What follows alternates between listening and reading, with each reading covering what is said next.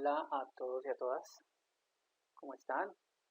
Mi nombre es Diego Araque, soy ingeniero electrónico y pues soy invitado del profe Alejandro Porero para hablar acerca de electrónica, desarrollo con plataformas de microcontroladores y pues montaje de eh, tarjetas electrónicas. Muchísimas gracias por escuchar, por este tiempo que se van a tomar pues para poder de pronto comprender algunas cosas o clarificarlas o reforzar otras que ya las han venido trabajando. El profe Alejandro me permitió ver algunos de sus desarrollos, me han parecido muy divertidos, muy chéveres todos, y espero pues que yo les pueda asesorar o contribuir en seguir experimentando. Bueno, esto lo he bautizado electrónica para creativos, que son ustedes.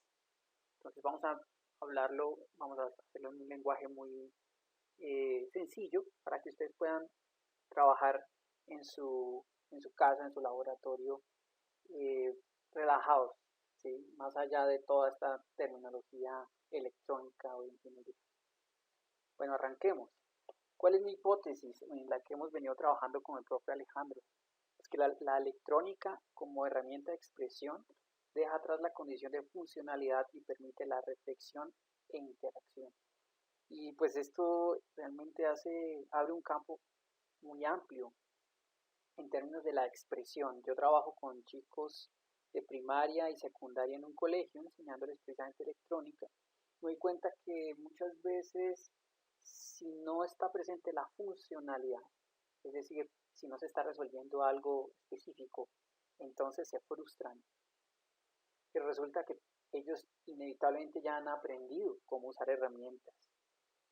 Esas herramientas entonces no deben ser encasilladas solamente para que funcionen y resuelvan cosas, sino para que se puedan expresar.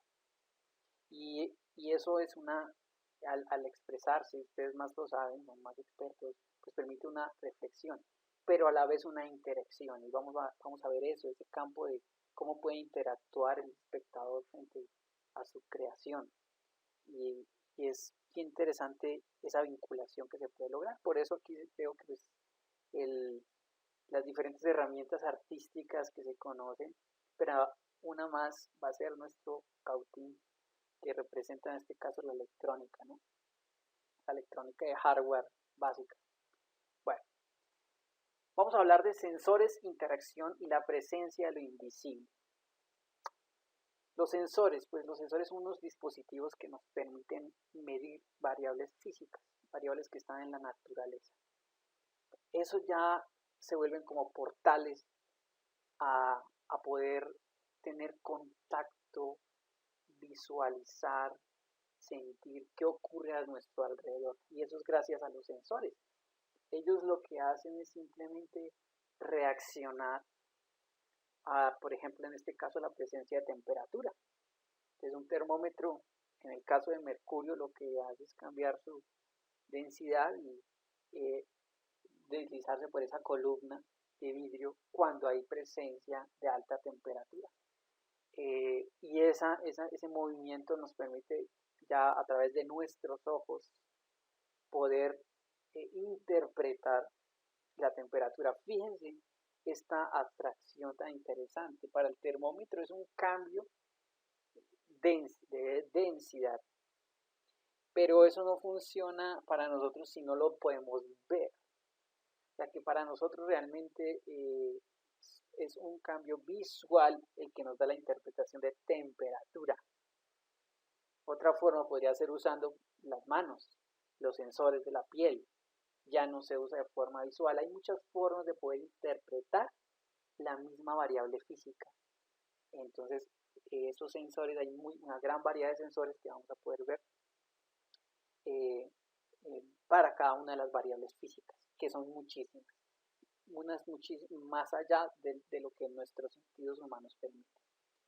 La interacción, que tenemos a Baby Yoda que él quiere interactuar con la nave. No hay nada más emocionante e inolvidable que poder ser parte de algo.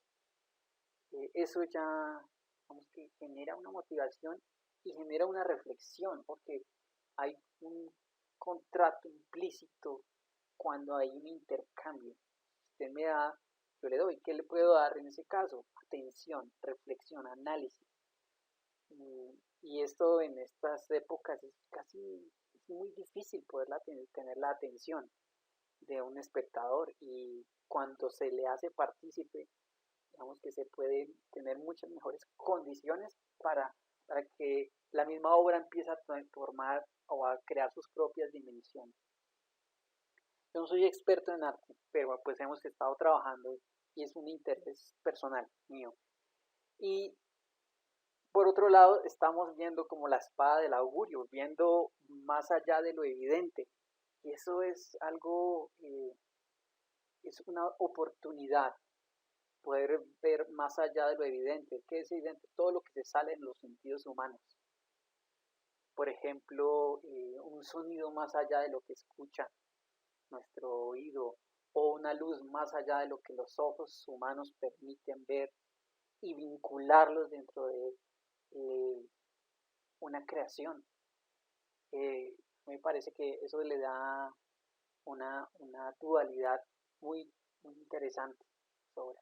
Entonces, por eso hablamos de sensores, interacción y la presencia de lo invisible. Entonces, ya hablando de los sensores electrónicos, aquí en esta fotografía podemos ver diferentes sensores para diferentes variables. Por ejemplo, este que ya creo que ustedes han estado trabajando, que es el sensor ultrasónico.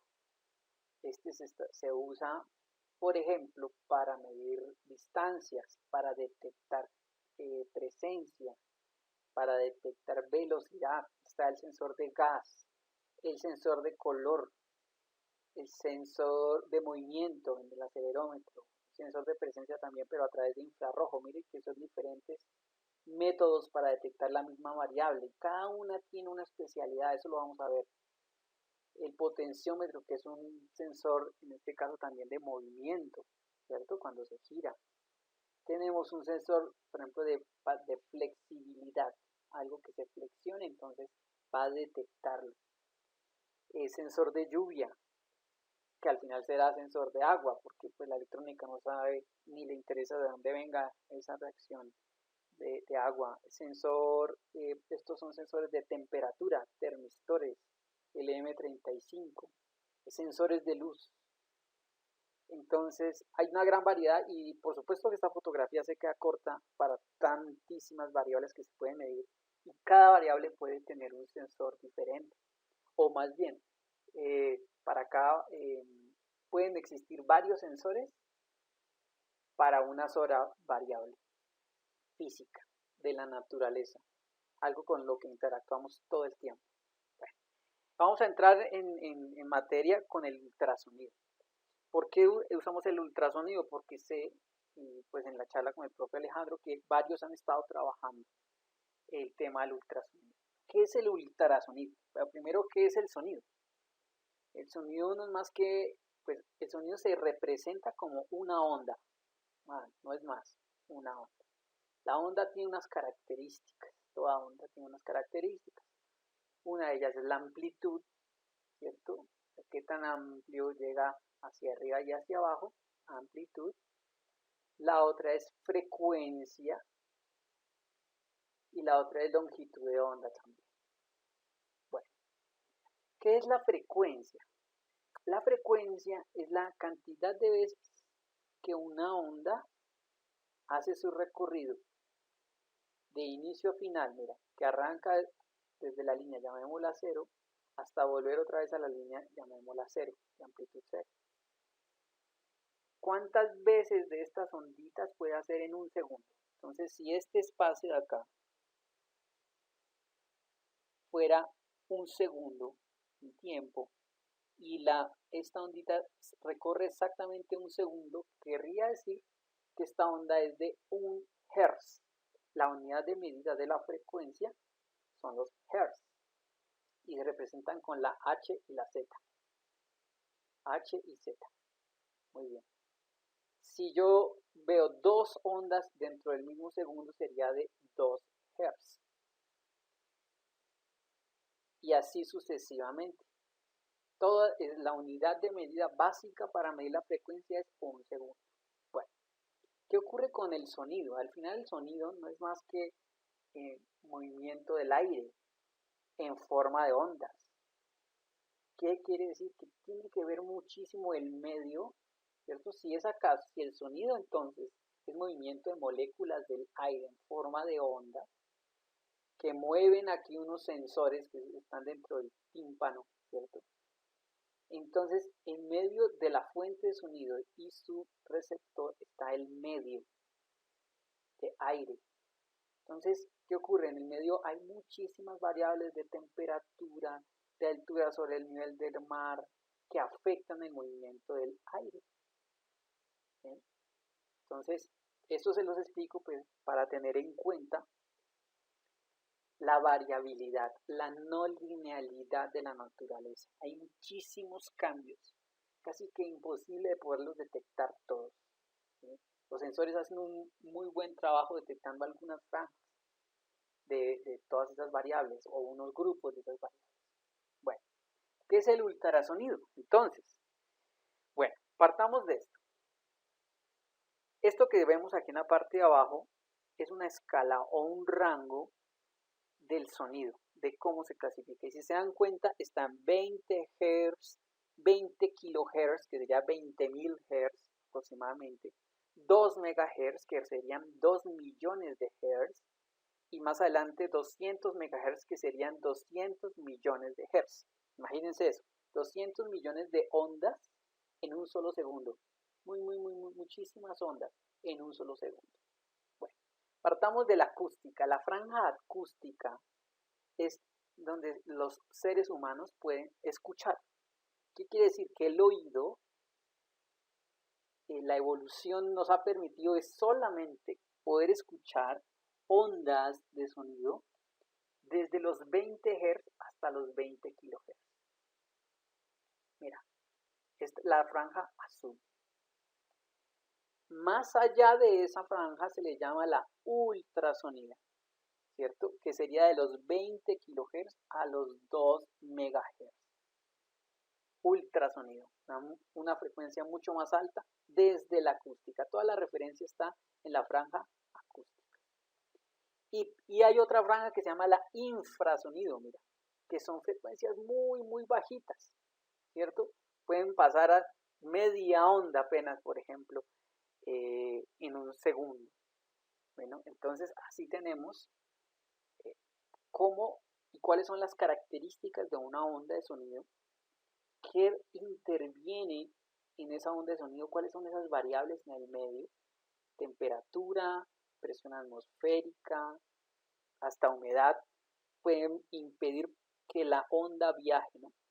Y la otra es poder clasificar el sonido de acuerdo a su frecuencia.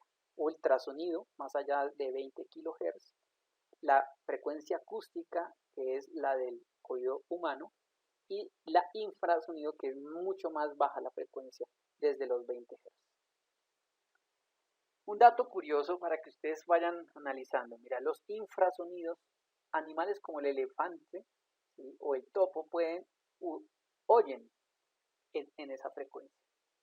El campo auditivo humano, ya lo dijimos, entre los 20 Hz y los 20.000 Hz o 20 kHz. Los gatos y los perros llegan desde los 20 kHz, el mismo campo auditivo humano, más llegan hasta los 40 kHz. Esto para que tengan en cuenta, es muy probable que si están haciendo sus experimentos, sus mascotas se comienzan a sentir nerviosas porque sus oídos sí les permiten llegar allá. Para ellos eso sí no es más allá de lo evidente. Naturalmente sus oídos les permiten escuchar los ultrasonidos al menos hasta los 40 Hz. Y animales como los murciélagos y los delfines toman parte del campo auditivo humano y van a frecuencias tan altas como los 160 kHz. ¿Sí? Aproximadamente. Imagínense entonces cómo es el mundo de estos animales, cuánta información pueden estar recibiendo de su propio mundo. El sensor ultrasónico de proximidad. ¿Cómo funciona? Estoy seguro que ya lo han visto. Lo que hace es mandar una señal, fíjense, pero esa señal de sonido está en la franja ultrasónica. no es nada más. Eso es, por eso se llama ultrasonido. ¿Por qué se hizo así? Precisamente para que el ser humano no se vea afectado por ese sonido constante. Nuestros oídos nunca lo van a percibir, entonces no hay inconveniente. ¿Qué se hace? Manda una señal y toda señal tiene unas características. Básicamente son dos. Podríamos hablar de tres, pero básicamente son dos. Se llama reflexión y absorción. Refleja es que rebota. Esta es la fuente y este es el que recibe el eco. Manda la señal, se estrella contra un objeto y se refleja. Pero parte de esa onda también se puede absorber. Cuando hablamos de ondas, también hablamos de energía.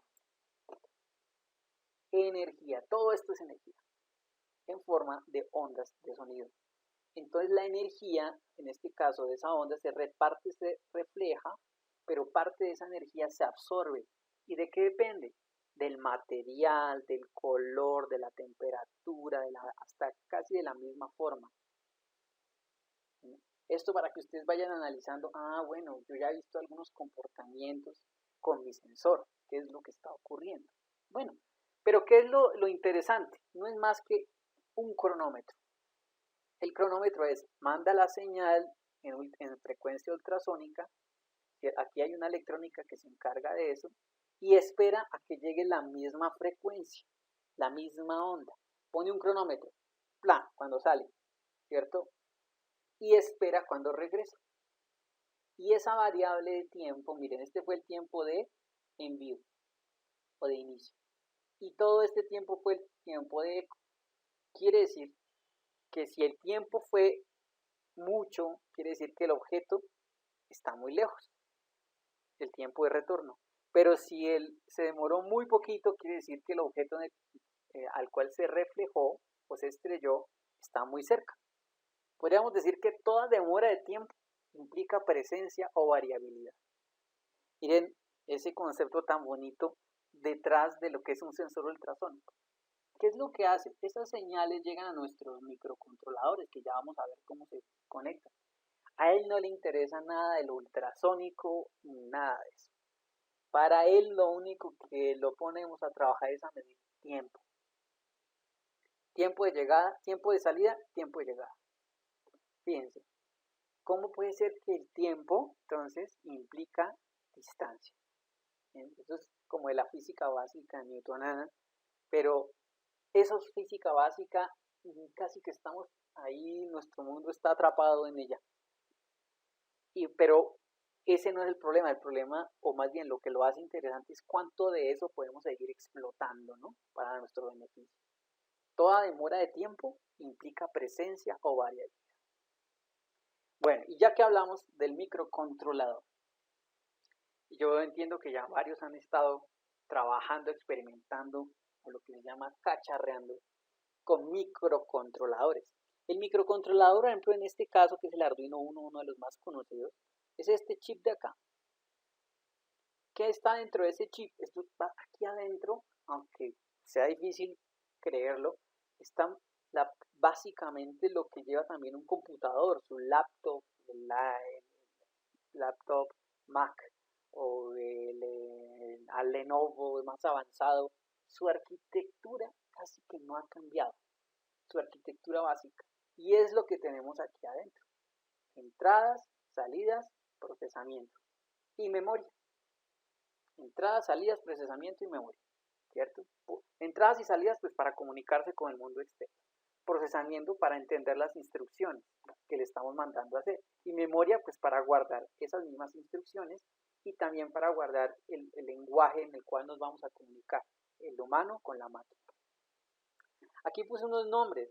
Resulta que pues la magia de esto, Arduino no fabrica los chips, los microcontroladores, que son lo interesante de toda esta placa. Eso lo hace una empresa que se llama Atmel, pero en el pasado hubo otra que se llamaba Microchip, otra que se llamaba Texas Instruments, otra que se llamaba Freescale.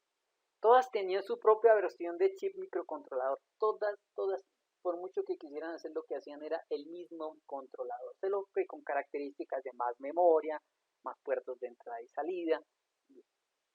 Eso es lo que está detrás, pues, de esa placa de Arduino. Esto es lo interesante, este chip. Bueno, la plataforma de desarrollo. La plataforma de desarrollo, yo creo que ustedes ya lo han visto, cómo se conecta entonces el computador a esa, en el caso, por ejemplo, de una tarjeta Arduino.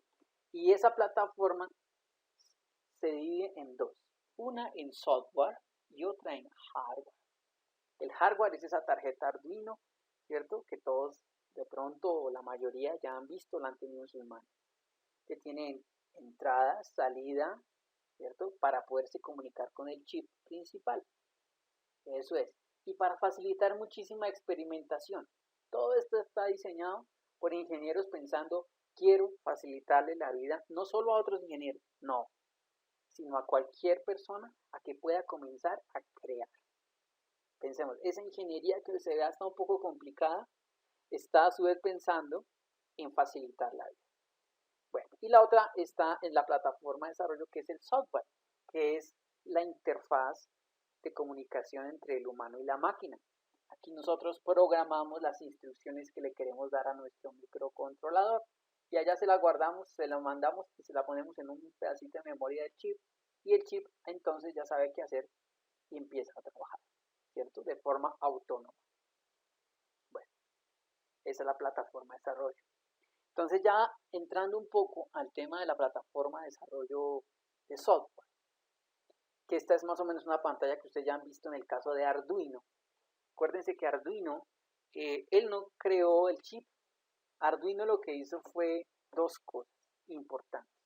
Por supuesto, crear la tarjetica, esta azul, eso es una empresa italiana, ¿cierto? Y ponerla facilito para que cualquier persona pudiera con unos cablecitos comenzar a trabajar. Eso es lo primero. Y lo segundo fue crear todo el lenguaje, ¿cierto? Para poderse comunicar con esa tarjeta, ¿cierto? Entonces ellos tuvieron una gran idea. La gran idea es que decidieron que tanto el hardware como el software fuera software libre, fuera fuente abierta. ¿Qué quiere decir eso? Pues que toda propiedad intelectual es libre y es de toda la humanidad. Todos los desarrollos que se hagan son de todos y para todos. Eso no se lo habían hecho las otras empresas. Solamente Arduino empezó a implementar ese open source. Claro, esto dio una oleada de desarrollo por todo el mundo. Ya no eran solo los ingenieros que trabajaban, ya eran personas como ustedes, los artistas, personas que simplemente que estaban en la casa y querían desarrollar, divertirse o solucionar algo. Ya estaban libres y todo eso también provocó que el conocimiento frente a esta plataforma se incrementara porque ya era de forma comunitaria, ya era una comunidad detrás del proyecto. Y eso fue gracias a que era un open source.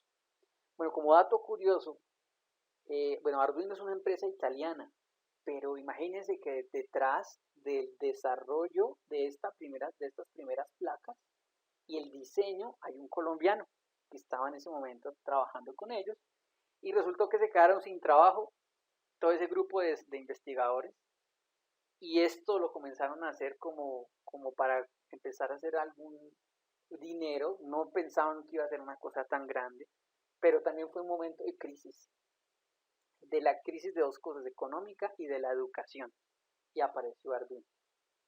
Y Arduino es el nombre del bar donde iban a tomar cerveza y a desarrollar en Arduino los primeros fundadores y a divertirse, imagínense. Yo sé que esos datos pues son un poco superfluos, pero bueno, me parecen interesantes saber qué hay detrás. Entonces, bueno, iniciemos a cacharrear. Esta es como mi propuesta de trabajo, porque yo sé que hay muchos que pueden trabajar de forma diferente. Lo primero es la idea. La idea es esencial, ¿sí? Porque nos va a permitir hacer buenas elecciones, poder elegir los caminos cuando empecemos a tener ahí esas bifurcaciones, si hago esto o hago lo otro. Es la idea, eso es siempre pues lo que nos va a permitir tener un norte. y saber pues al menos hasta dónde se pueda llegar. Lo segundo, entonces, para eso, elegir un sensor, arrancar el sensor y aprender de él, luego elegir un actuador, arrancar ese actuador y aprender de él, y luego crear un código que vincule lo que haga falta del sensor con el actuador para que la idea sea posible. Y séptimo, vamos a realizar el montaje, todo ese montaje en una placa universal. La idea, pues esto pues digamos que quiero como sincronizarme con ustedes que son pues creativos, artistas, pues no arrancar como una clase solamente de microcontroladores y ya, mi idea, voy a proponer una idea para esta sesión y yo le llamo el fruto. Mi idea es esta, que un árbol tiene un fruto y ese fruto cuando detecta la presencia de un humano, el fruto se esconde. Pero cuando no hay presencia de humano, ahí sí sale. Ya pues la reflexión de qué querrá decir eso, alguna cuestión bíblica que pudimos evitar, algún pecado original de esa forma, o bueno, más allá, algo de la selección natural, no sé. Se me ocurre que es algo divertido de hacer y me permite como empezar a explorar. Y la voy a llamar el fruto. Entonces es la primera parte. Entonces vamos a elegir el sensor. Para elegir un sensor ya con la idea, entonces ya tengo ya unos criterios. Entonces, quiero detectar una persona. Eso ya es algo importante, el tamaño del objeto a detectar, ¿sí? Es decir, ya me comienza a facilitar la selección del sensor. Se requiere una distancia de detección de al menos 3 metros. El profe Alejandro me dice, por ejemplo, que quisieran hacerlo en espacios más grandes, como galerías de arte, y poder, eh, digamos, hacer que las personas en ese espacio tan grande puedan intervenir, ¿cierto? O poder detectar algo en espacios grandes. Entonces yo lo puse a 3 metros. Vamos a ver cómo nos va. Que sea compatible con la plataforma Arduino. Sí, porque en este momento es lo que más tenemos a la mano, ¿no? Es la herramienta que tenemos disponible. Que sea económico. Esto es esencial porque cuando entremos en el tema de los sensores hay de todas las gamas de precios. Y yo soy de los que creo que a veces hay que encontrar esos términos medios porque pues la cuestión económica nos puede frenar en cierto punto el desarrollo, ¿no? Y que sea fácil de conseguir. Y eso también es porque pues una cosa es el mercado local y otra cosa es internet. Bueno, entonces hay que leer y hay que preguntar. Eso es lo primero. Quiero leer y preguntar. Y estas son dos consignas que yo los motivo a que vayan, lean y pregunten lo que haga falta. Sin miedo. No hay foro en algún punto de electrónica que alguien haya dicho, no hombre, por favor no haga preguntas tan tontas. No, nadie, simplemente alguien le va a decir, mira, es la información que usted está solicitando, la puede encontrar aquí. Y eso ya es una orientación. ¿Sí? Entonces, eso es también parte de la filosofía de la comunidad de desarrollo de Arduino, en este caso, que es conocimiento de todo y para todos. Entonces no se puede encontrar. Un tip, iniciar entendiendo los conceptos básicos del funcionamiento, que ya los vimos anteriormente, del sensor ultrasónico, ¿cierto? Eso es clave. No lanzarse a encender y a conseguir los sensores porque sí, porque creo que tener esos conceptos medianamente establecidos nos ayuda hasta para la misma estructuración de la obra. Esos detalles me parece que no son detalles que deberíamos dejar pasar. Y luego indagar sobre las desventajas y limitaciones. Esa es una forma como lo que yo hago. Me pongo a averiguar acerca de qué limitaciones y desventajas. Parto de ahí, más allá de los precios, más allá de lo fácil que sea conseguir, quiero ver, bueno, qué problemas han tenido los que ya han trabajado con sensores, porque seguramente que hay mucha gente que ya ha trabajado con sensores. En ese caso, por ejemplo, aquí me encontré que hay un problema serio con el tema de los sensores. Pues que a mayor distancia y dependiendo de la forma de los obstáculos, la señal en vez de retornar al eco, lo que hace es irse por otro lado. por supuesto nos da medidas erróneas porque el cronómetro va a seguir andando. Y aunque el obstáculo está, en un ejemplo, a 2 metros, pues mientras en algún momento de forma accidental llegará la señal de nuevo al eco, me va a decir realmente que está a 20. Ese es un gran problema, la forma y la distancia. Eso al menos se me da cuenta. Otro problema que he encontrado, que han mencionado en los foros de electrónica y el internet, es la temperatura del lugar donde se esté trabajando. Claro que eso es mucho más para temas de alta precisión. En este caso, mis criterios, me hizo falta escribirlo, de pronto no es de altísima precisión de sensor. Bueno, tenemos dos sensores, vamos a trabajar con dos sensores, el HCSR04 y el GYUS42B2. Ya tengo estos dos sensores y entonces vamos a comenzar a trabajar con ellos. Voy a mostrarles cómo se consigue ese código y la conexión de forma rápida. Bien, entonces aquí tenemos los dos sensores. Por un lado el HCSR04, que se tiene un emisor y un receptor, ¿sí? Por donde sale señal y eco. Aquí tenemos. Y tenemos este que solamente tiene un transmisor, ¿cierto? Y choca contra el objeto y él mismo recibe y mide el tiempo. ¿Bien? Entonces son dos diferentes construcciones. Lo primero que hay que ver, aunque fue parte de la elección, es que ambos trabajen como máximo con 5 voltios de funcionamiento. Como parte de mi experiencia en la electrónica, casi que el 60% de los problemas y de los inconvenientes que se tienen con la electrónica es referentes a la fuente de alimentación. Entonces la fuente de alimentación es determinante para el buen funcionamiento. En este caso dice que 5 voltios y eso es muy bueno porque las tarjetas Arduino tienen como máximo 5 voltios, ¿cierto? Para proveerle a otros dispositivos, a las tarjetas Arduino. Tiene 3.3 y 5 voltios. Entonces, lo primero es, busquemos la documentación y activamos este sensor y veamos qué pasa. Bueno, entonces, la búsqueda inicia pues principalmente pues, por Google, HCSR04. Bien, y la palabra clave, Arduino. Perfecto. Hay bastantes opciones, mira. El tutorial directamente de Arduino. Véanlo, efectivamente es nuestro instrumento. Aquí nos dice cuáles son las partes, digamos, que se van a usar. El Arduino 1, nuestro sensor, una pantalla LCD y algunos jumpers. Estos cables jumpers son muy útiles para este tipo de desarrollo.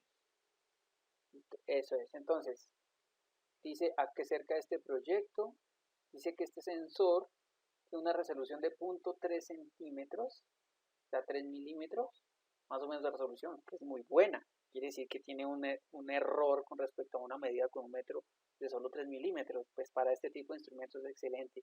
Tiene un ángulo de menor de 15 y 15 grados, pero bueno, eso es importante notarlo. Ya vamos a ver las grandes diferencias de ese ángulo. ¿Qué quiere decir? Que el ángulo de salida es de menor de 15 grados, pero en la distancia el ángulo se hace mayor.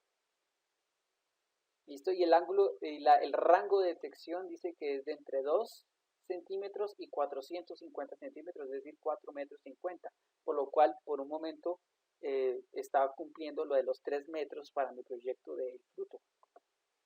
Bueno, entonces analicemos qué es lo que es. Aquí tenemos los componentes, pues conectémoslo.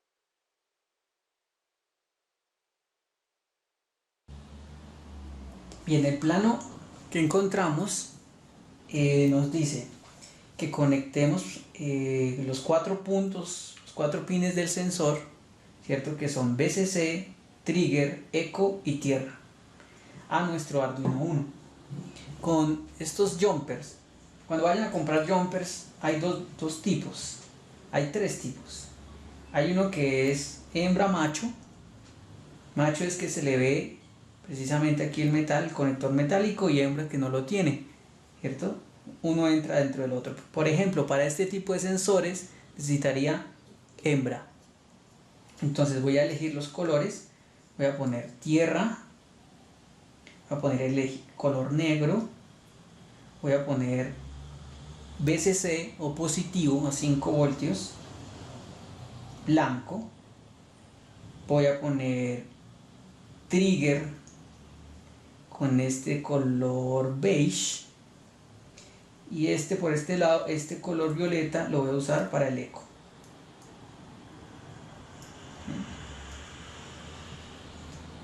Bien, ahora lo conectamos al Arduino. Siempre iniciemos por la parte de la alimentación del sensor, siempre.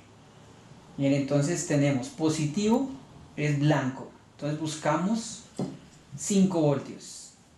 Entonces 5 voltios está por este lado de la tarjeta, por este lado, en un pin que dice 5 voltios, ahí pongo el color blanco.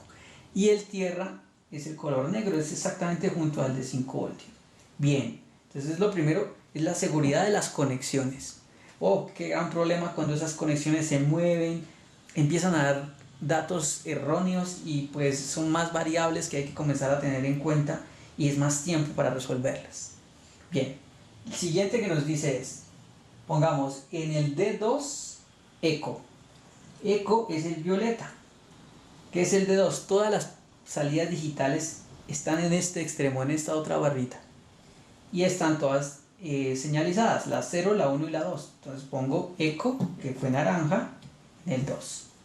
Y el violeta, que es trigger, perdón, el beige, que es trigger, en el 3, que es exactamente junto. Voilà, lo tenemos conectado. Muy bien, ya tenemos nuestro Arduino conectado al sensor. Aquí hay otra explicación exactamente qué es lo que pasa, ¿cierto? Miren, el tiempo de salida versus el tiempo de llegada, esa diferencia matemáticamente nos va a dar la distancia, considerando la velocidad del sonido, que son 340 metros por segundo. Miren, aquí está, tiempo es igual a distancia sobre velocidad. Y se aplica simplemente esta división. De esa manera trabaja el circuito y vamos a tener que ver el programa que resuelva esa ecuación. No se asusten, esto no es nada complejo, aquí están todas las instrucciones, está en inglés, eso no creo que sea un problema. Y en la parte de abajo tenemos el código. Hay algo bien interesante, también de Arduino, por eso es tan fácil. Así que es transparente para nosotros, se van a dar cuenta, pues cuántas librerías, cuántas cosas, cuántos detalles tiene el código. En esta parte lo que vamos a hacer es copiar el código. Para los que no lo tengan instalado, aunque yo creo que sí, van a tener que instalar el programa Arduino.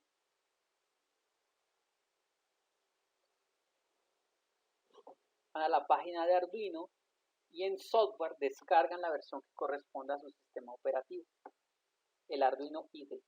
Una vez instalado, entonces van a poder comenzar a trabajar. Bueno, se van a dar cuenta cómo es de fácil hacerlo. Ya copié el código, abro entonces un sketch nuevo en el Arduino que ya instalé, borro esas plantillas que tiene por defecto y copio ese código. Bueno, lo siguiente que hacemos entonces es ir aquí en la parte, aquí en estas pestañitas, dice programa, todo lo que tiene que ver con el programa, dice verificar, compilar. Aquí va a detectar qué errores puede haber con el código que acabamos de copiar, pegar. Fíjense que yo no he revisado mayor cosa, simplemente estoy haciendo caso, ¿cierto? Con lo que nos dice. Bueno, hay que ponerle un nombre, y aquí voy a poner el que es el HCR4 sensor.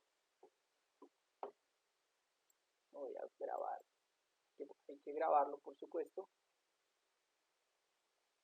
Y una vez grabado, verificar, compilar, es lo primero que hacemos. Ahí dice que está compilando, compilado. Si aparece, no aparece ningún mensaje de error, quiere decir que el orden y el tipo de librerías y las librerías que están llamando en este código las tiene perfectamente organizadas su computador y está excelente.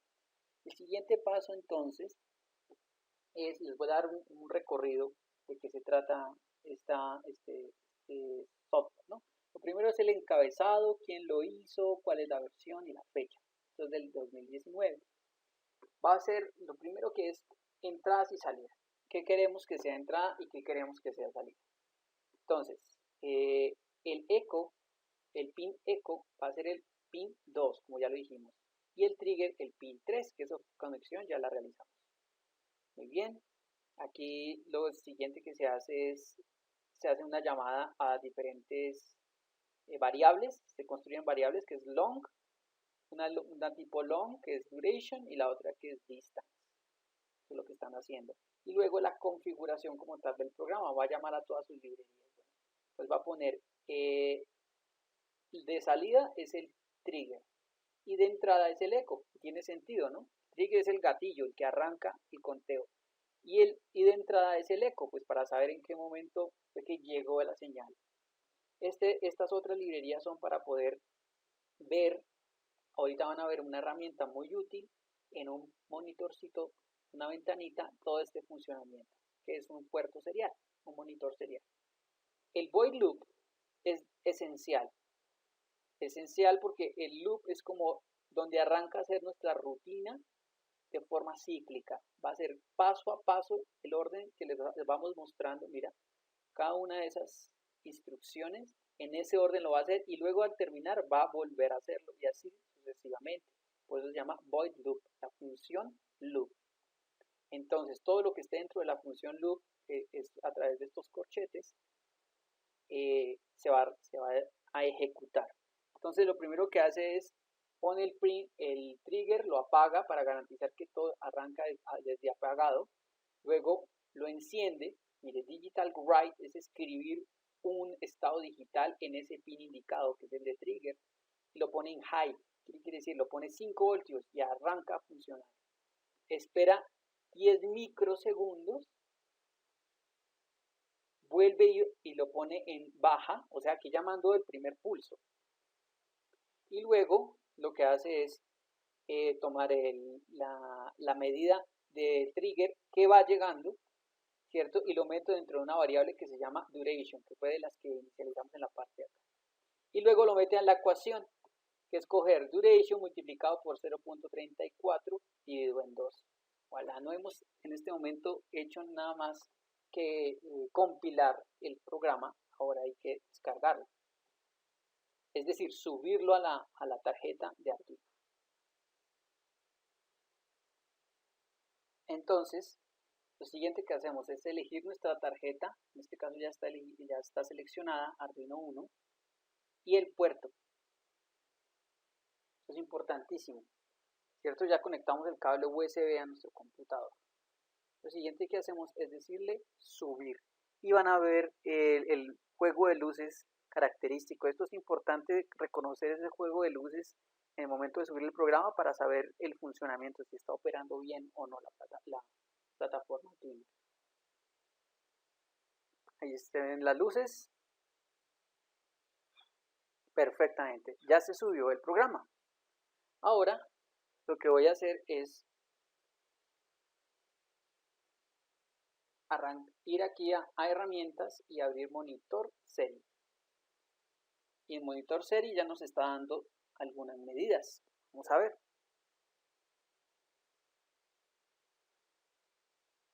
Muy bien. Y ahí está recibiendo los datos.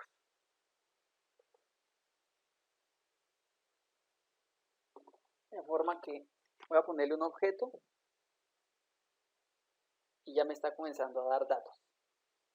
94 centímetros. Tiene un error bastante amplio, porque aquí únicamente estamos hablando, bueno, aquí ya está más o menos, claro, 14 centímetros, sí, pueden haber 14 centímetros. Voy a retirarlo un poco más. 21 centímetros. Excelente. Muy bien. 28 centímetros. Muy bien. ¿Qué pasaría? Lo voy a apuntar hacia la pared que tengo aquí. Me está mostrando medidas bastante diferentes entre los 60, 90 centímetros. Digo que las medidas no son tan estables cuando el objeto comienza a retirarse.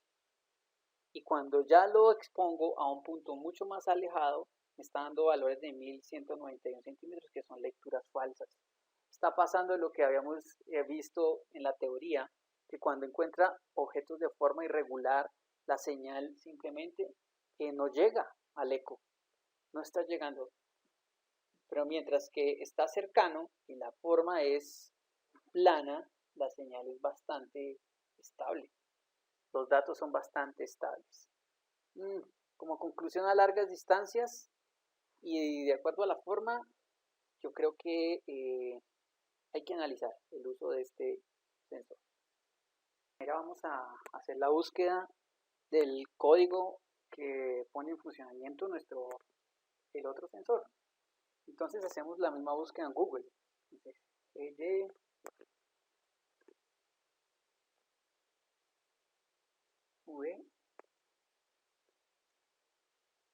VS42 Arduino. Ya. Ahí está perfectamente. Qué interesante. Mira, nos aparece una página que me llama mucho la atención, que es Instructables. Seguramente hay otras versiones o ya nos comienzan a ofrecer el producto como tal. En Instructables normalmente son personas del común que comienzan a poner ahí su experimentación, toda la experiencia que ellos tuvieron empleando esos dispositivos. En este caso dice que un sensor ultrasónico análogo para medición de distancia. Entonces ahí nos comenta que el paso 1 entonces adquirió el sensor tal cual que tenemos y nos dice, mira, entonces que se puede acceder a él de cuatro formas diferentes. Con la salida de pulso, que es PWM, es decir, como si fuera una versión análoga de la información de distancia, la versión I²C y la versión con una librería especial y otra librería que no es especial. Mira, ¿cuáles no probó? No probó la de PWM, no probó la de I²C con librería especial, pero sí con una I²C que él mismo desarrolló.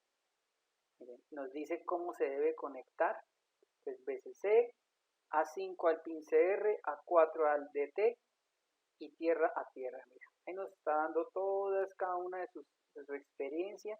Miren qué bonito es.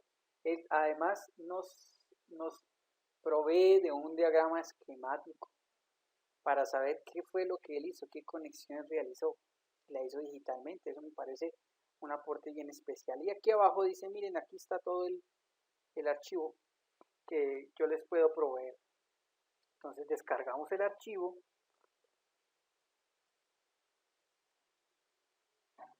Entonces ya tenemos descargado el archivo que muy amablemente esta persona en Instructables nos facilitó. Ya lo abrimos de nuevo en nuestro Arduino y nos dice cómo son las conexiones. Mira, dice por favor ponga BCC a 5 voltios del sensor, GND con GND, tierra con tierra, y luego al pin de Arduino SCL póngalo el que corresponde a RC del sensor y el SDA al TD.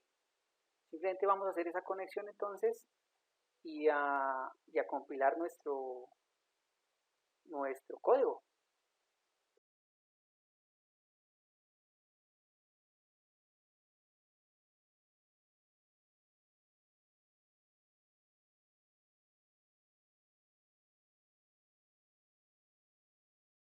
Entonces, para esta conexión de este sensor, ¿cierto?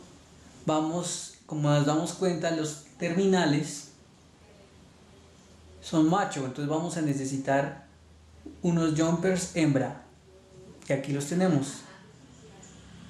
Pero para conectarlo al Arduino necesitamos pines macho. Entonces, bueno, hagamos lo que nos dice. Entonces, según la conexión, busquemos. Aquí dice, hay 2, 4, hay 6 pines. Está BCC, GND, CR, DT, INT y PS. Solamente vamos a necesitar 4 pines, que serían positivo, negativo, CR y DT. Entonces, como es la sugerencia, conectemos BCC.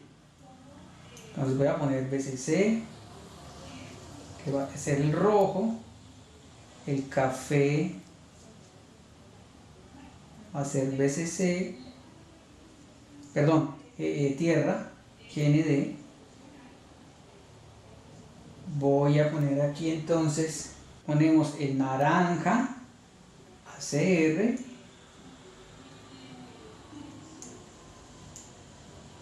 y el amarillo, ADT. Muy bien. Listo. Ya tenemos la conexión del lado del sensor. Ahora pongamos del lado del Arduino. Entonces, de nuevo, primero alimentación. Entonces ponemos 5 voltios, que es rojo, tierra, que es café. Listo. Ya va a estar energizado y con conexiones firmes. Y luego ponemos naranja,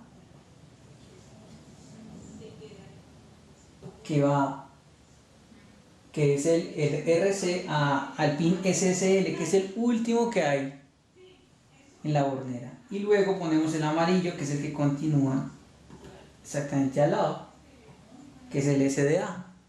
Y listo, estamos conectados. Ya regresamos entonces al Arduino, al software, y lo que vamos a hacer es verificar, compilar, primero que todo, que no haya errores. Compilando programa, excelente, todo en orden, no hay ningún error. Luego vamos a herramientas, elegimos el puerto que en este momento está siendo usado por la plataforma de Arduino. Ahí está elegida la plataforma tal cual, y lo que hacemos es subir. Bueno, perfecto. Ya entonces, subido el programa, vamos a ver el monitor serie. Bueno, entonces ya estamos viendo el terminal. Vamos a hacer algunos ensayos. Entonces, iniciando por lugares, digamos, por distancias más cortas. Aquí tengo mi libreta. Y bien, fíjense, las medidas son mucho más estables. También a distancias cortas, 38. Y estoy simplemente desplazándolo. Y ahora voy a moverlo a lugares más a distancia, que es lo que se quiere. Entonces ahora sí estoy mostrándolo hacia el muro, y efectivamente hay un metro de muro. Excelente. Y vean que se mantiene. Voy a ponerlo al otro muro, 118. Muy bien, voy a ponerlo a la esquina, 167. Excelente. Al techo,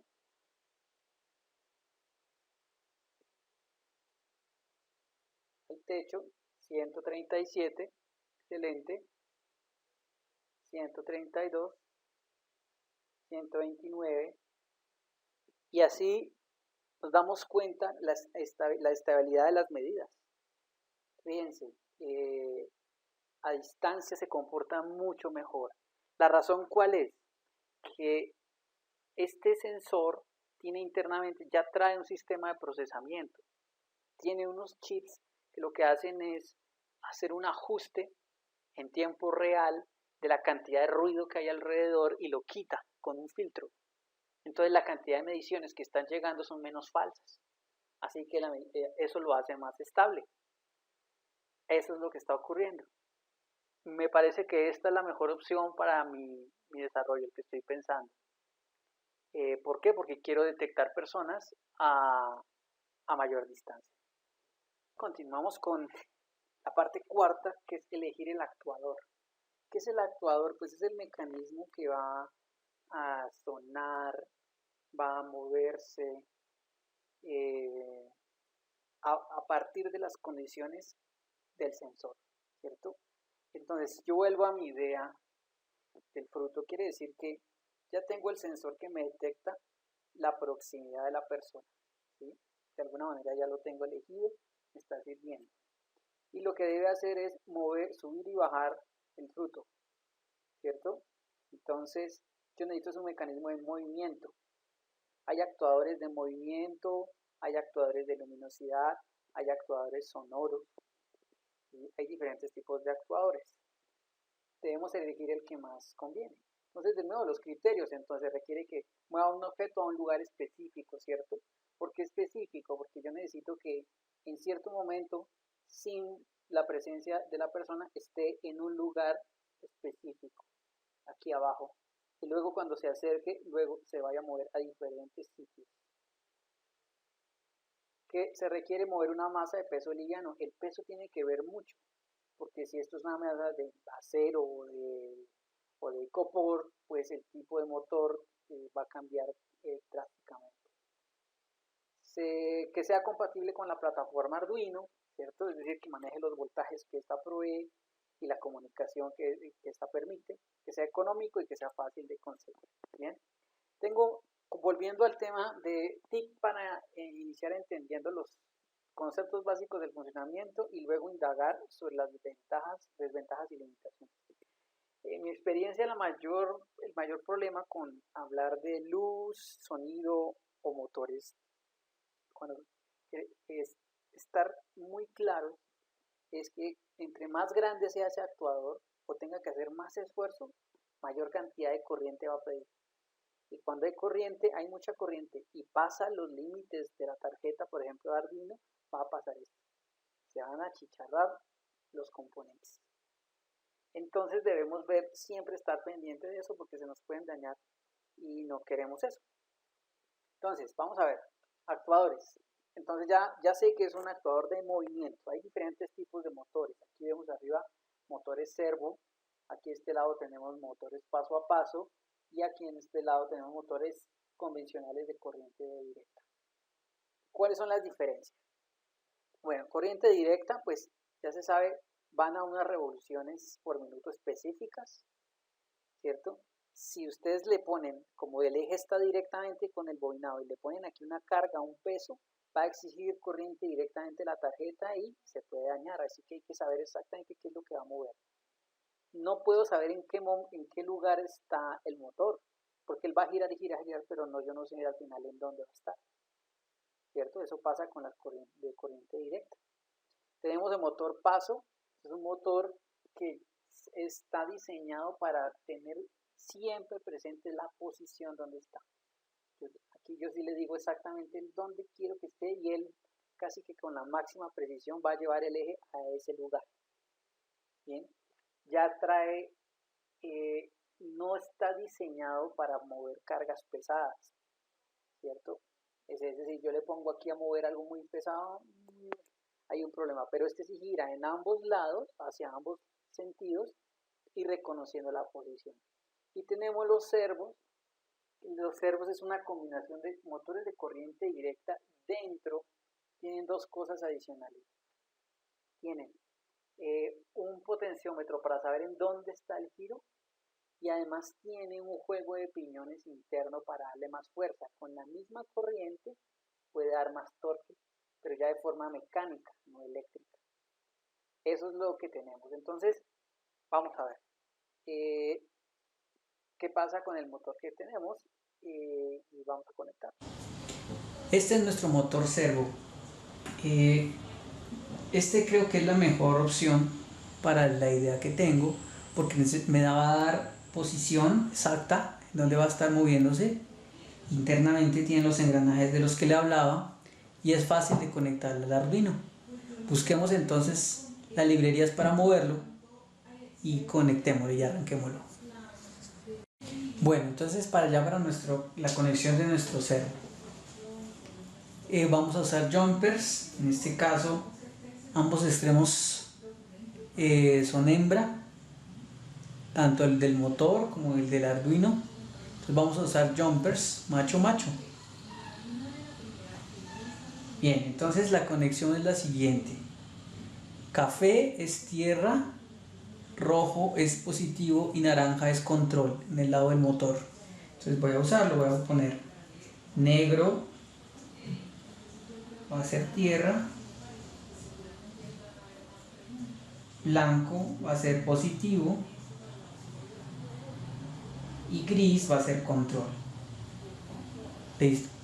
Y ahora del lado de nuestro Arduino, de igual manera, acuérdense, primero energizar correctamente sin hacer corto. Entonces ponemos tierra,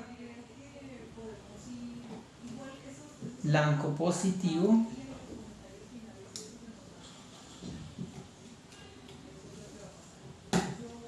y control lo vamos a poner en el pin 6, que nuestro programa nos indica que es el pin 6. Volvamos al programa y echémoslo a andar.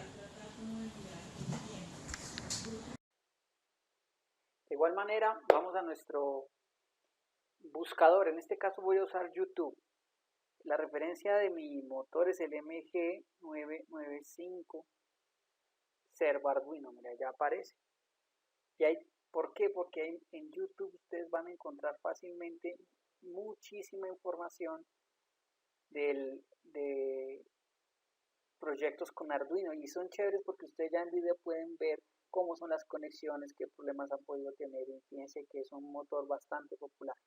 Entonces voy a abrir uno de ellos y a ver qué nos puede ofrecer para el código.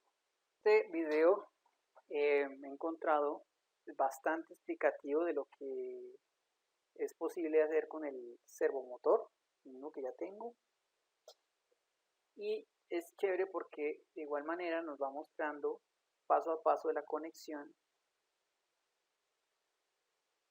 además de el código fuente. Y aquí nos dicen dónde puedo ir. Ahí están todos los códigos y los esquemas de conexión, ¿sí? Y podemos ir a la página de esta persona y descargar los códigos fuente. Esta es otra opción, ¿sí? En la que podemos escuchar, pues tal como lo están haciendo ahora, de cómo se hace paso a paso a arrancar todos estos actuadores.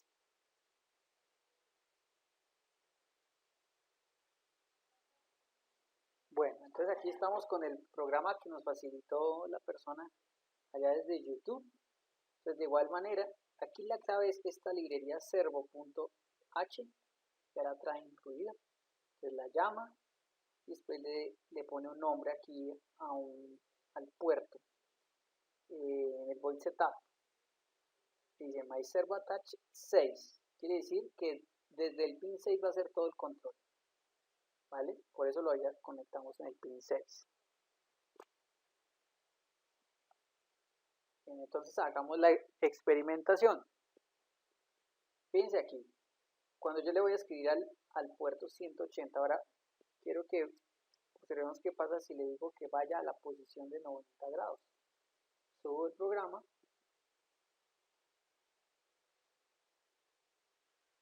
...90 grados. ¿Qué pasa si yo lo pongo en 0 grados?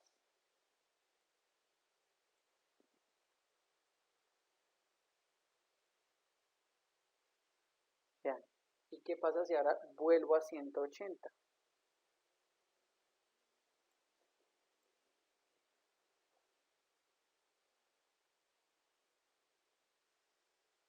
Vean.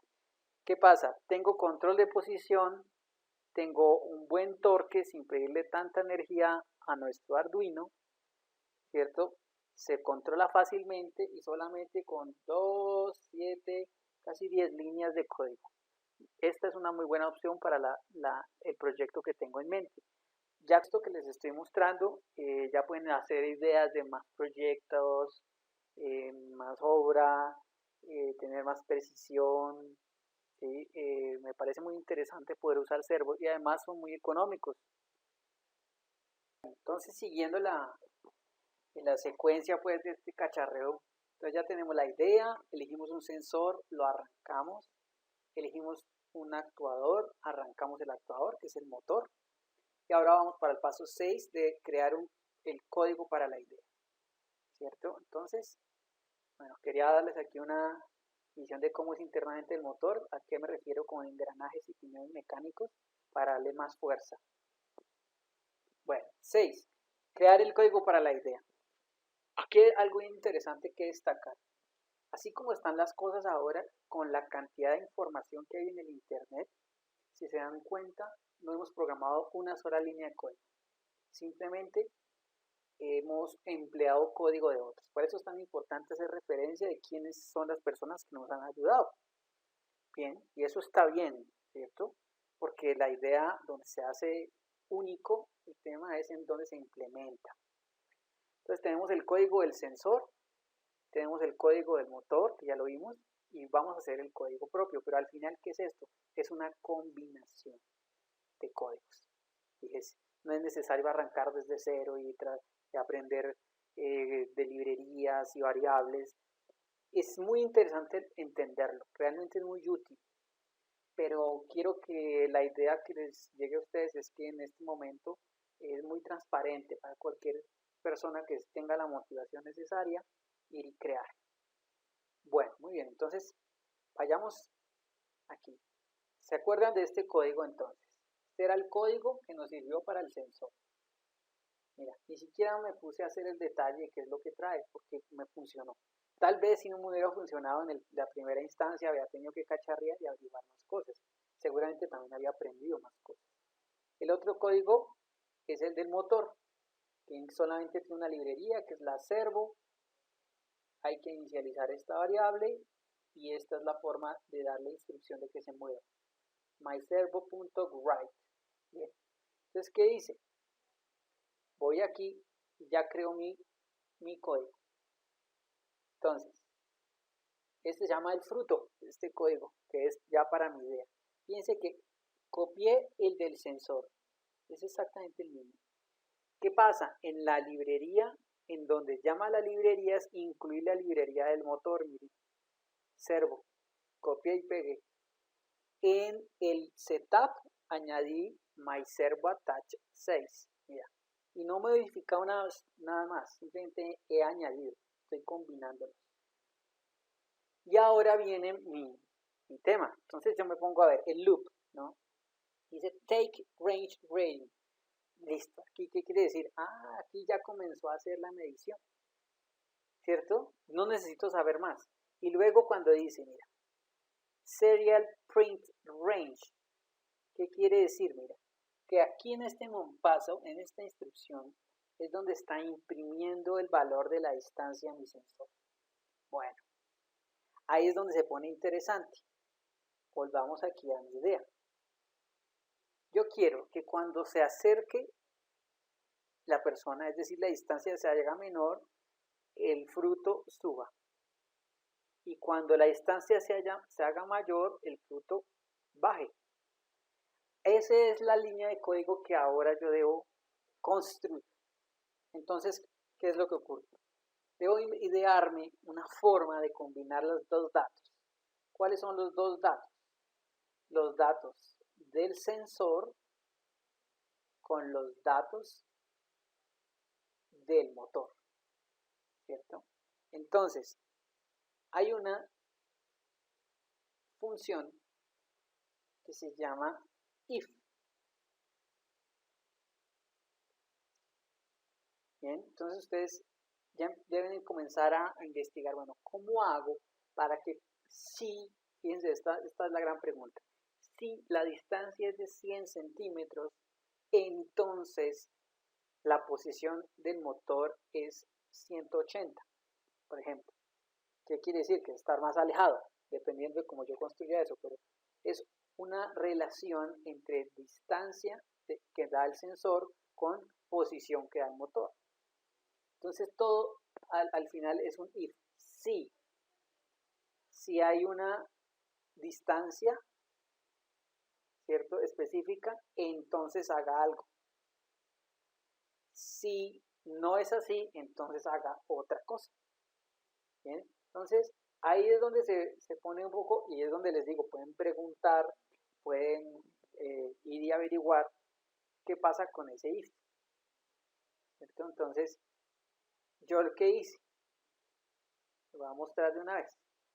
Entonces dije, mire, inmediatamente en el momento que ya se imprimió el dato, ¿cierto? Porque ya hizo todo ese manejo por allá de ecuaciones, ya lo hizo. Entonces, ya sé que dentro de la variable range, está el valor de distancia. Y le digo, me di cuenta que hay algo que es similar entre los dos sensores, que de todas maneras la medición que ofrece no es constante porque, como dijimos, la temperatura y la forma de los objetos hace que varíen muchísimo. Entonces, ¿qué ocurre? Voy a hacer rangos. ¿Qué quiere decir? Si la distancia está entre 270 centímetros y 150, sí, entonces lleve a mi servo a 0. O sea, lo ponga en una posición que yo ya tengo clara. Si la distancia está entre 150 centímetros y 100, póngalo en 90. Y si la distancia está entre 100 y 20, lo pone en 80. Quiere decir que cuando esté en 80, el fruto está arriba. Y cuando no hay personas, el fruto está abajo. Miren que esta piecita, solo estas 3 líneas, es mi creación o mi aporte. Combiné 2 códigos y ahora estoy aportando, ¿cierto? Ya de acuerdo a mi necesidad. Entonces, veámoslo funcionar. Lo primero que vamos a hacer es cablear tal como hemos hecho. Vamos a combinar el sensor y el actuador en la plataforma de Arduino. Bueno, entonces, así como estamos observando, el sensor ya fue conectado a la tarjeta, tal como lo hicimos anteriormente, el motor de igual manera, y cargamos el programa combinado más las 3 líneas de código de if condicional. Vamos a ver entonces cómo funciona. Van a estar viendo 2 cosas. Una, la distancia marcada en el monitor serie, y la otra, el movimiento del motor como tal, ¿cierto? Entonces voy a ubicarme frente al sensor. Ya está monitoreando. Entonces estoy exactamente frente al sensor, más o menos a 2 metros y algo, y voy a empezar a caminar frente al sensor. La idea es que vaya a una posición. De acuerdo, ahí ya me detectó que estoy cada vez más cerca, y ahora cada vez más cerca. Si me alejo,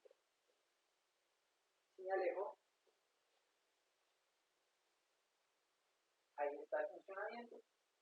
Entonces, creo que ya tengo el código que necesito para arrancar mi proyecto mezclando esos 2 sensores. Bien, entonces lo siguiente que debemos tener en cuenta es que debemos construir nuestro diagrama esquemático. Podemos hacerlo a mano sin ningún problema, o lo podemos hacer usando un software, ¿cierto? Ya hay muchas opciones. ¿Por qué es importante este esquemático? Porque cuando comencemos a construir la baquelita universal de nuestro circuito, este va a ser nuestra guía. Exclusivamente esta va a ser nuestra guía. Un software bastante conocido últimamente y que es de fácil uso, lo pueden encontrar, se trabaja en línea, es ACEDA.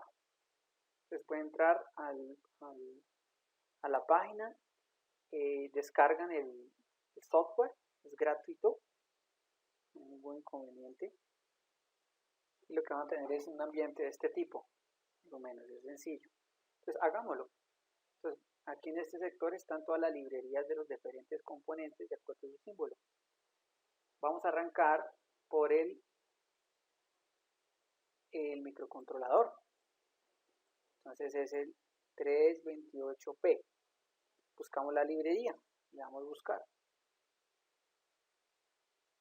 328 Atmel Mega, mirando. Está el de montaje superficial, o está el del DIP 28, mira. Hay bastantes de ese tipo. Entonces voy a usar el 328P de esta persona, y le digo play. Y aquí ya lo tengo, mira. Perfecto. Entonces, de acuerdo a lo que hemos visto, lo que se necesita básicamente para echar a andar el Arduino es, por supuesto, alimentación. Necesitaríamos una resistencia, un pulsador, 2 condensadores y un cristal. Este de aquí se puede obviar, esta resistencia de este LED. Entonces busquémoslo. Entonces arranquemos por el cristal. Entonces de nuevo.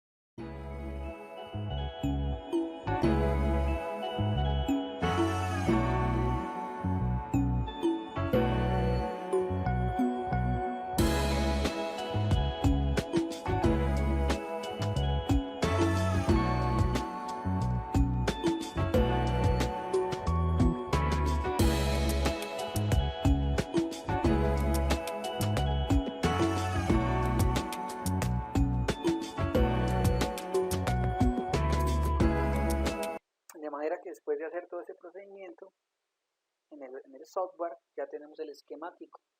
Ya con toda tranquilidad puedo cablear tal cual, así como está en este diagrama.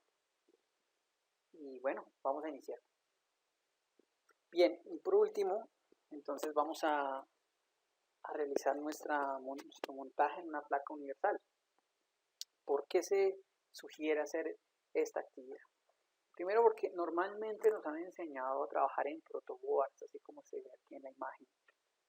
Realmente es un riesgo trabajar en protoboards, ya que los cables se salen y los sockets de los protoboards se desgastan y entonces pierden el poder como de enganche de los terminales y de los cables.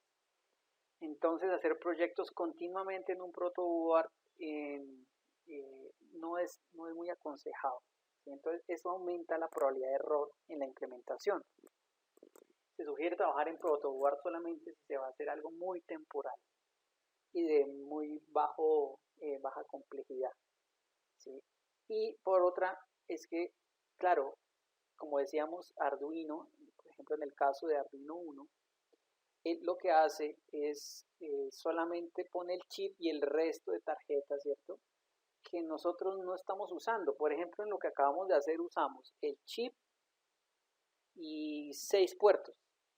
No usamos el resto, ni la terminal de otras terminales de comunicaciones, nada de eso. Entonces, me parece que es muy baja el costo, muchísimo. Pues una placa Arduino está, no sé, alrededor de los 80, 100 mil pesos. Y vamos a ver cuánto nos va a costar una tarjeta universal.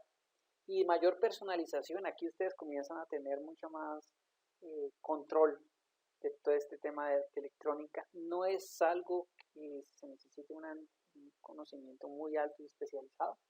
Lo que sí se necesita es muchísima paciencia para hacerlo. Eso es, para hacerlo con cuidado y ir a dañar los componentes y ustedes mismos cuando empleen el cautín, que ya vamos a ver adelante. Bueno, para arrancar, algo muy importante. Si nosotros vamos allá a los electrónicos, al comercio, y compramos un chip, nos van a decir, ¿quiere que venga con el bootloader o sin el bootloader? ¿Qué es el tal bootloader? El bootloader es un pequeñísimo programa que ya en el caso del Arduino 1 ya viene dentro, ya está grabado, que es el que permite la comunicación con el computador para que reciba todas las instrucciones, ¿cierto?, a través del cable USB desde el software del computador.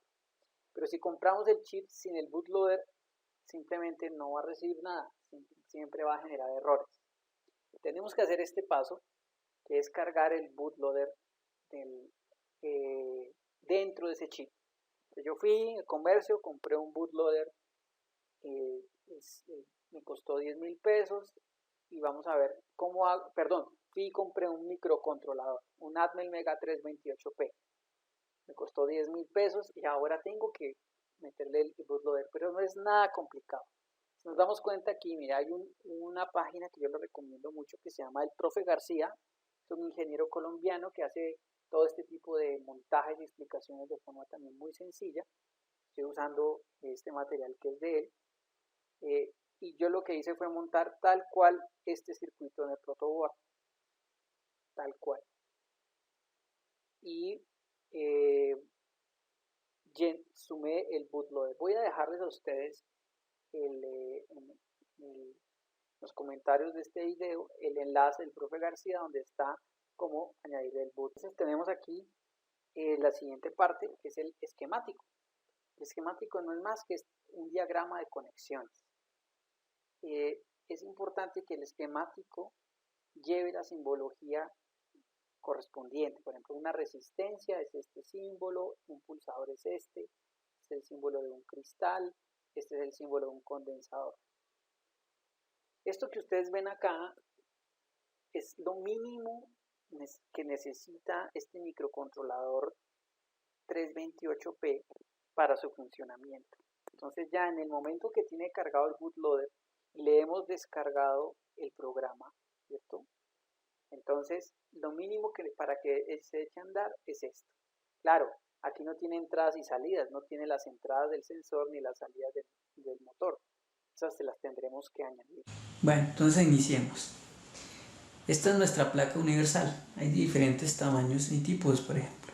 Mira, es un tamaño un poco más grande. Están hechos de baquelita. Hay diferentes modelos del patrón donde va este cobre. A ver, todo esto que ustedes ven aquí es cobre, pero apenas una pequeñísima capa. Y esto emula los alambres. ¿Vale? ¿Cierto? Estos son los caminos por donde va a pasar la energía. Entonces esos cablecitos y esos jumpers que estábamos usando los vamos a reemplazar por un pequeñísimo puente aquí de cobre. Bien. A mí me gusta este modelo porque tiene boost, es decir, si yo le pongo energía aquí, ¿cierto? Por ejemplo, si fueran los 5 voltios, viaja por la mitad y hasta el otro lado de la tarjeta. Entonces eso me ahorra muchísimas conexiones. Bueno, entonces veamos los materiales. Tenemos por supuesto la tarjeta. Necesitamos una base de 28 pines para nuestro microcontrolador. Tenemos por supuesto el cristal de 16 MHz. Ese cristal es obligatorio. 2 condensadores de 22 picofaradios. Ellos se reconocen porque tienen un número 22 en la parte de arriba. Estos se llaman condensadores cerámicos. Necesitamos una resistencia de 10K. Los valores de las resistencias vienen debido al código, de acuerdo al código de colores. Eso lo pueden encontrar en internet, no es nada difícil. Tenemos el pulsador normalmente abierto. ¿Qué quiere decir normalmente abierto? Que es cuando se cierra el circuito es cuando se oprime. Mientras tanto está abierto el circuito. Tenemos 3 borneras. Esta primera para la alimentación. Voy a hacer una aclaración importante. Debido a que yo cuento con un adaptador de 5 voltios, va a ser del adaptador directamente a la tarjeta. Si yo tuviera un adaptador de 12 voltios, necesitaría añadirle dentro de la tarjeta un reductor de 12 a 5 voltios. Si yo le pongo 12 voltios a este chip, simplemente se va a dañar inmediatamente. Entonces no va a ser necesario en mi caso porque cuento con un adaptador de 5 voltios. Esta otra hornera va a ser para el motor. Entonces positivo, negativo para el motor y control. Y esta última hornera son dos entradas de datos, como se acuerdan, y positivo y negativo para energizar el sensor. Otras cosas importantes que voy a necesitar son alambritos. Alambre, ¿no? La diferencia entre alambre y cable es cuando ustedes están hablando de alambre es que le quitan el aislante y solamente hay un hilo. Eso se llama alambre. Si tiene varios hilos, se llama cable. Para este vamos a necesitar alambre. Este alambre de un calibre muy pequeño. Yo normalmente lo que hago es ese cable de red que de pronto uno no usa. Ahí vienen normalmente 6 o 3 pares, 3 o 4 pares de alambre. Entonces yo empleo ese tipo de alambre para hacer mis tarjetas. Vamos a necesitar de herramienta, por supuesto, el cautín. ¿Listo? Mi cautín con su base, ¿cierto? Es importante. El cautín, estaño, y ojalá del calibre más delgadito que se pueda. Esta pasta que es para soldadura, la función de esta pasta es ayudar a disolverla y distribuir la soldadura. Vamos a necesitar pinzas, cortafríos, una navajita bastante útil y un cortapapel. Hay diferentes formas de ensamblar esto. Vamos a ver qué les parece la que yo les propongo. Bien, lo primero es dimensionar los elementos con respecto al tamaño de la tarjeta. Entonces, lo primero es pues, el elemento más grande, que es el chip.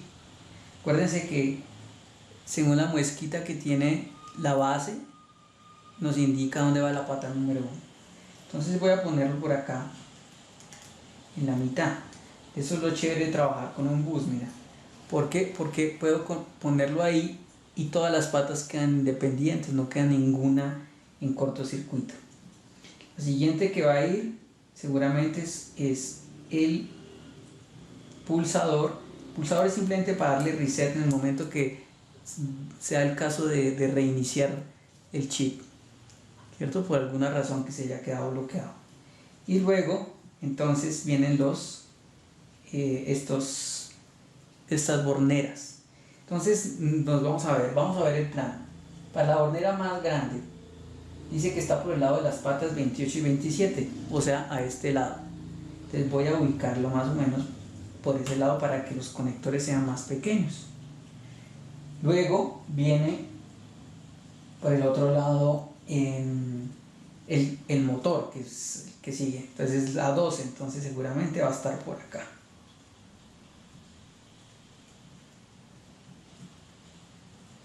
Y por último, la más pequeñita, que es la entrada de voltaje, ¿cierto? La voy a ubicar por aquí.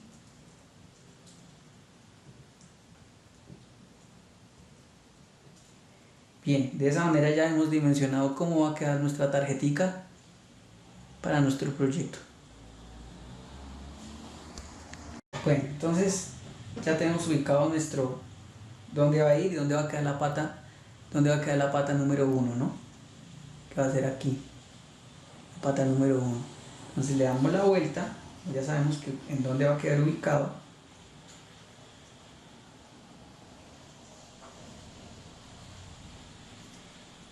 Y va a ser lo primero que vamos a iniciar. Entonces, como tenemos las dos manos libres, podemos usar en una mano el estaño y en la otra mano el cautín. El cautín ya está caliente, mira. ¿Sí? Ya se ve que está caliente. Entonces, el procedimiento es el siguiente. Ya está ubicado la base. Entonces, impregno la punta del estaño con un poquito de pomada y procedo a ubicar una de las patas para soldarla. Entonces, la idea es que vayan al mismo tiempo la punta del estaño con la punta del cautín.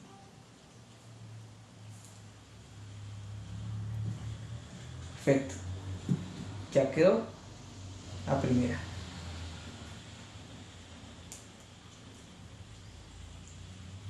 ¿Listo? Ya quedó, mira, la primera pata ya quedó bien, con una sola pata ya quedó bien ajustado. Entonces vamos a hacer lo mismo con el resto de patas.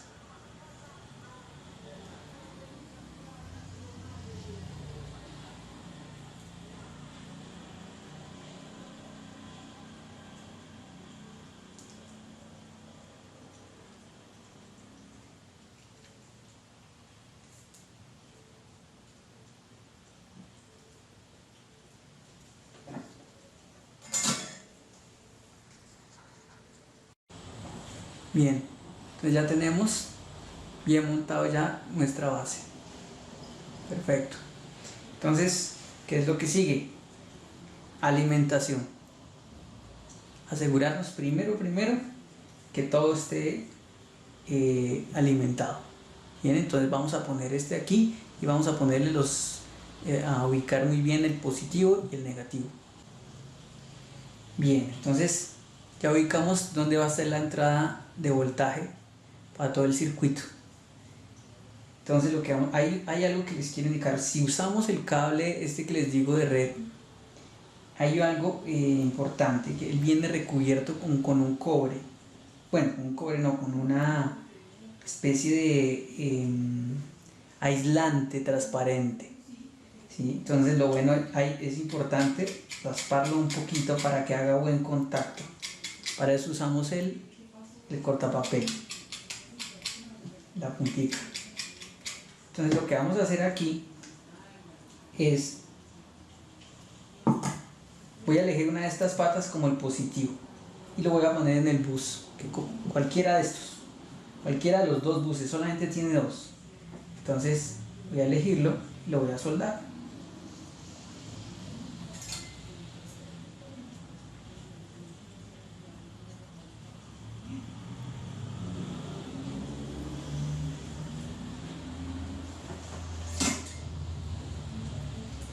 Lo que podemos hacer es tomar la medida muy bien del cable, desde el terminal que corresponde, ¿cierto?, hasta el bus. Entonces lo podemos cortar y con el cortapapel le quitamos un poquitico de aislante, así, en redondel. Y con el cortapapel le cortamos un poquitico.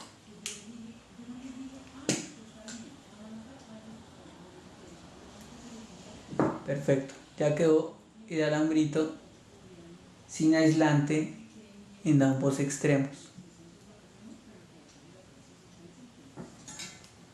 Entonces lo siguiente es, que es bien importante, es estañar cada una de las puntas. Hay que tener cuidado porque esto se va a calentar. El cautín es un instrumento que nos puede quemar las manos, los dedos. Entonces es mejor emplear las pinzas para eso. Estañarlas, las puntas, quiere decir que la introducimos dentro de la pomada, luego tomamos un poquitico de estaño y que la puntica queda plateada. Ese punto quiere decir que el punto va a ser muy bueno en contacto. Y como les digo, esto es de un poco de paciencia mientras vamos aprendiendo a ubicar los elementos.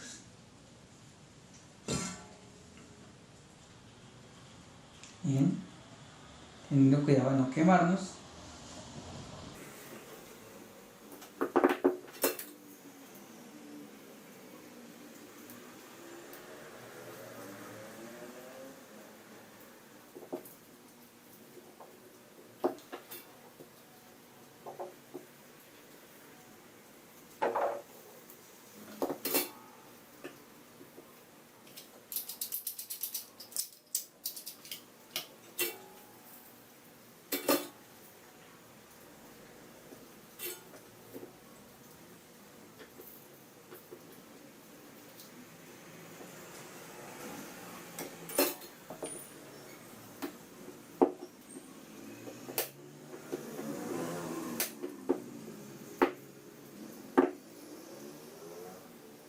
Muy bien, entonces ya quedaron las entradas a cada uno de los buses.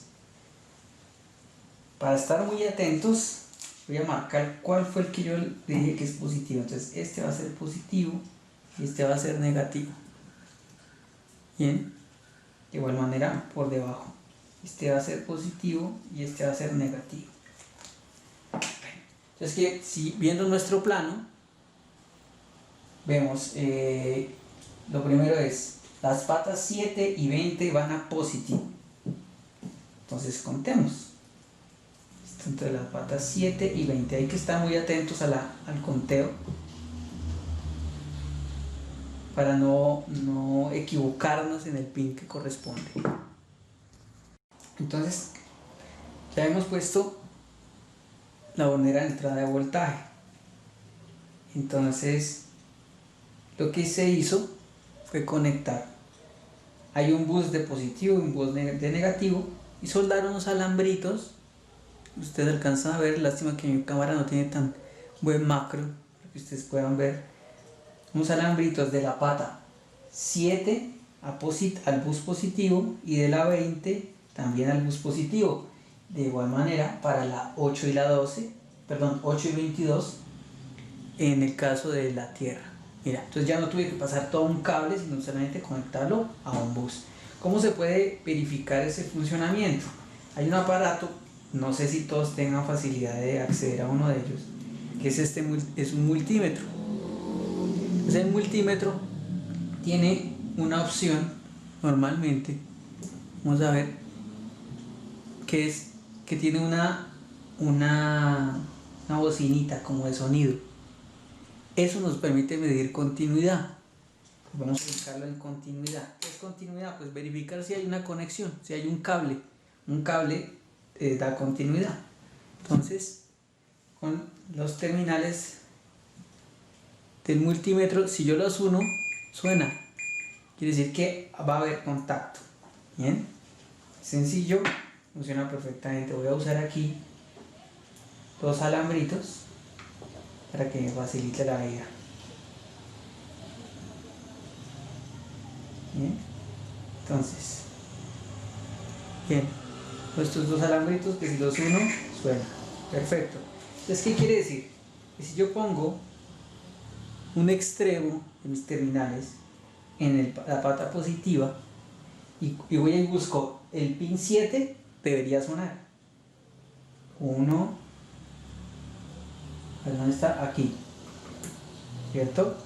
1, 2, 3, 4, 5, 6, 7. Excelente.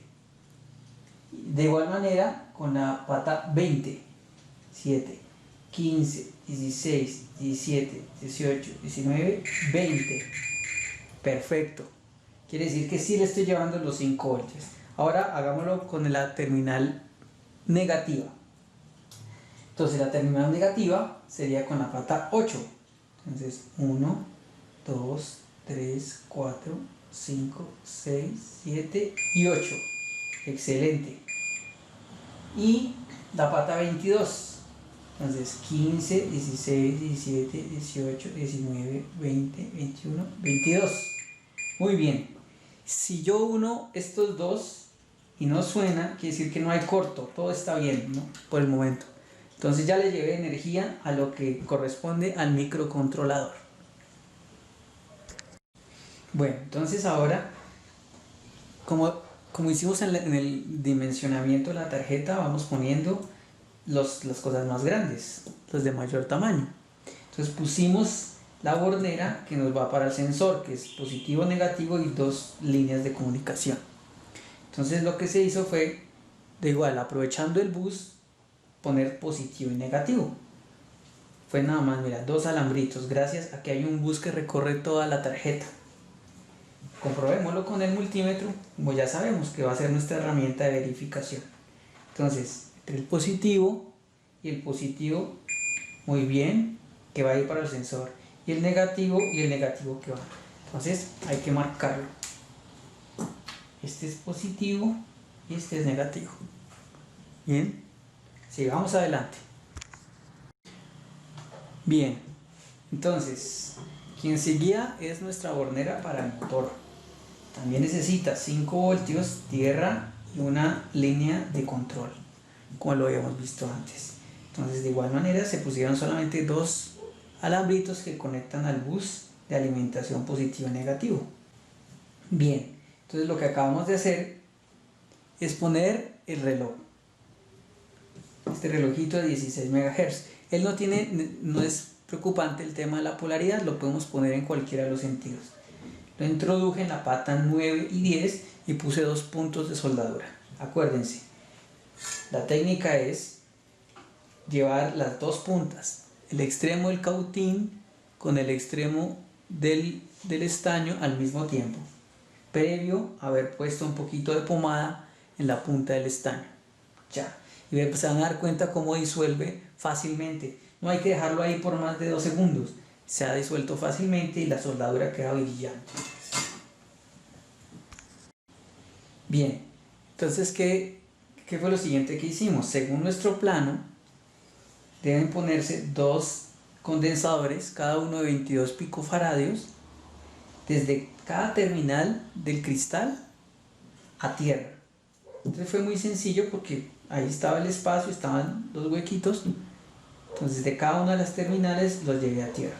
Ya le puse los puntos de soldadura y con las pinzas les puedo quitar los alambres que quedan excedentes. Ahí se alcanzan a ver con el cortafríos. Le quitamos los alambres para que no incomoden en el resto de la instalación. Bueno, continuamos. Lo siguiente que instalamos fue nuestro pulsador, normalmente abierto. Entonces, según nuestro plano, una patica de ese pulsador debe ir a la pata 1 del microcontrolador. Entonces ya lo insertamos y hicimos la soldadura. ¿sí? Resulta que estos pulsadorcitos cuadrados, la forma de conectarlos es cruzados. Si se instala la pata de este lado, de una esquina, debe irse a la esquina opuesta, en diagonal, y hacer la conexión ahí. Bien, seguimos con la resistencia de 10 kiloohmios. Esa resistencia va desde la pata 1 del microcontrolador a VCC, y aquí está, 10 kiloohmios al bus.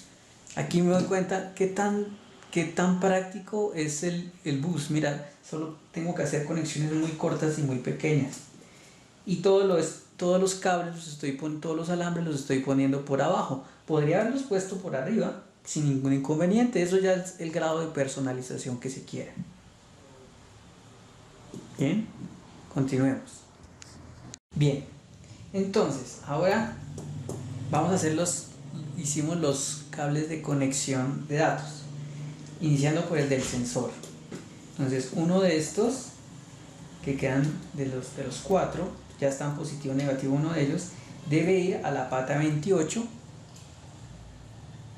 ya está conectado este cablecito azul, y la otra a la pata 27. Fíjense qué tan sencillo fue conectarlos con cables muy corticos. Eso gracias a que previamente planeamos en qué extremo poner las borneras. Si las hubiéramos puesto del otro lado, los cables hubieran sido mucho más grandes. Entonces el dimensionamiento y la ubicación y la planeación de acuerdo a la cercanía, a lo más cerca de las patas que corresponden, nos ayuda muchísimo en el momento de la conexión. Bien, entonces de esta forma ya estaría conectado el sensor. Sigamos adelante. Bien, y por último hemos conectado la línea de comunicación de datos con el motor, con el pin número 12, 14, 13, 12, y así hemos terminado. Ya podemos ver por arriba pues que se ve limpio, por abajo algunas conexiones. Bueno, aquí hay un procedimiento muy delicado que se trata de, hay que sacar el microcontrolador del Arduino para poner nuestro Arduino ya con el bootloader y descargarle el programa. Podemos usar una navajita y con mucha delicadeza ir levantando el microcontrolador, muy suave, de ambos extremos, de ambos lados, muy suave.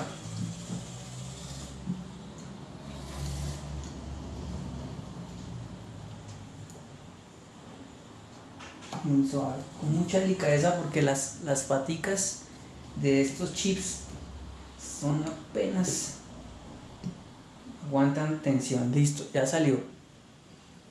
Y ahora vamos a poner el chip, ya le pusimos el bootloader. Entonces acuérdense, la muesquita de la base debe coincidir con la muesca del chip. De igual manera, con mucha delicadeza. Es posible que haya que oprimir un poquito las patas para que entre bien. Solo un poco. Y bien. Hay que ir revisando que ninguna patica se vaya a doblar. Y ya está. Al parecer ya está. Bien, ahora debemos conectarlo al computador y descargarle el programa de Fruto, el que combinamos y el que ya nosotros modificamos. Bien, ahora vamos a instalar nuestro chip ya con el programa en nuestra tarjeta. Acuérdense siempre mantener desconectado y desenergizado para hacer esas instalaciones de chip sin nada de energía. Entonces acuérdense, muesca con muesca. Y de igual manera lo ponemos con mucha delicadeza. Bueno, entonces ya hemos conectado el chip en el socket correspondiente, verificando que la muesca coincide con la muesca de la base, la muesca del chip con la muesca de la base. Ya, como previamente ya habíamos hecho, conectamos sensor y motor. Ahora, cuando pongo la mano frente al sensor, él detecta una medición dentro del rango que nosotros le incluimos en el código, y de esa manera actúa. Es decir, que en el momento nuestro circuito está operando perfectamente. Bueno, muchachos, entonces aquí está mi árbol y ese es el fruto. La tarjeta en la que trabajamos está aquí. Aquí está funcionando correctamente. Aquí arriba está el sensor. Ahí está el sensor ultrasónico. Y el motor. Al motor le puse una palanca. A la palanca una cuerda. Luego a una polea. Vamos a ver. A una polea. Y la polea al fruto. Vamos a ver cómo opera la palanca. Aquí alguien se está acercando y le jala. Exacto.